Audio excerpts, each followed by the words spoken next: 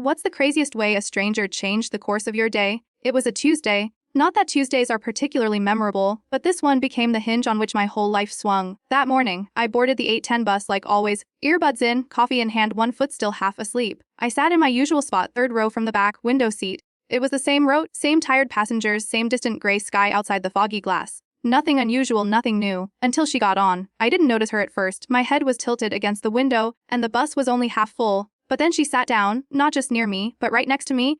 That alone was strange. People avoid sitting next to others unless the bus is full. It's an unspoken rule of public transport. But she didn't seem to care. She had this air about her, not disheveled, not glamorous either, just composed.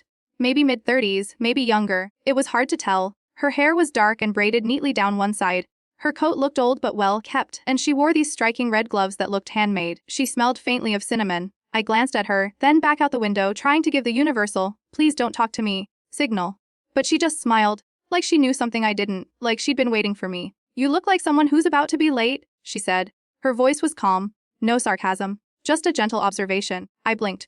"Excuse me." She reached into her large canvas tote, rummaged around, and pulled out an envelope. It was thick, sealed with a red wax stamp. She handed it to me casually, like we were old friends. "You'll need this more than I do," she said. I stared at it, then at her. "What is it?" Her eyes twinkled. "Just open it later. Not here." And then, without another word, she stood up, walked to the front of the bus, and got off at the next stop. I sat there, stunned. The envelope sat heavy in my hand, awkward and warm from her touch. I looked around to see if anyone else had noticed. No one seemed to care. They were in their own worlds, headphones, books, scrolling through phones. I should have thrown it away, or left it on the seat, or turned it into the driver. That would have been the reasonable thing to do. But something about the way she said it, I couldn't shake it. I slipped the envelope into my coat pocket.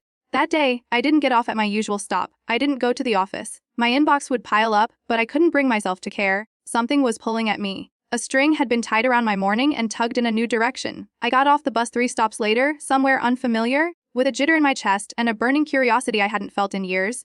The wind bit a little harder out there, like it knew I was straying off course. The street was unfamiliar, wind curling around my collar like a warning. I stood on the corner, the bus roaring away behind me, and reached into my coat pocket for the envelope. Its presence was weighty, more than the paper and wax should account for, like a choice pressing against my fingertips. I walked aimlessly for a while, unsure of where I was headed. A coffee shop on the corner offered warmth and an empty table.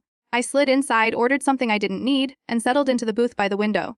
There, finally, I broke the seal. The wax snapped clean, and the flap lifted with a soft whisper of paper. Inside was another envelope, smaller, black and unmarked. I held it in my hand for a long time, heart thumping. Before I could open it, something slid out onto the table, a photograph. And not just any photo, it was of